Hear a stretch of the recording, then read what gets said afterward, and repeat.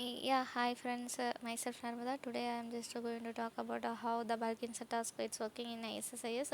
You guys already know the bulk insert task is nothing but it's loading the data from the source file to the target. Okay, source is nothing but it always be a text file. Okay, from the text file data we have whatever data present in the text file that we can load into our target database object in the server. Okay, so right now I'm just going to drag and drop the bulk insert task. So here if you see already I created packages. Okay, just once created packages, you just drag and drop the bulk insert task here. So just right click and you just define source connection and destination connection. Here source connection is nothing but the source file. From which file? This is the file I just stored the data. I'm just browsing the data I just kept in my local. So once you open, this is the source file. From the source file I'm just going to load the data into our target server. This is our connection string details.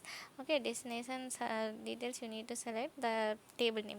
I'm just going to load data from this text file to this target table. Okay, this is clear, right?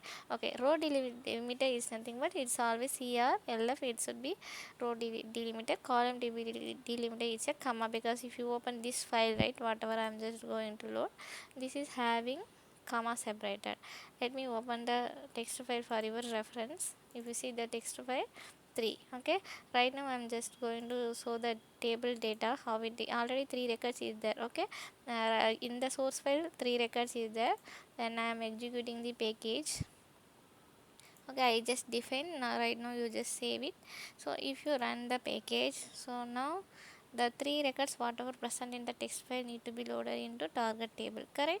So it's execution completed. You just go and check, already 3 records present. So now after running the package, if you select 6 records is present. So basically what it will happen, it will be inserting the data into target table. Okay, it's simply insert, it won't do truncate anything. So if you want to truncate data and need to load, then just truncate the table, then you just run it.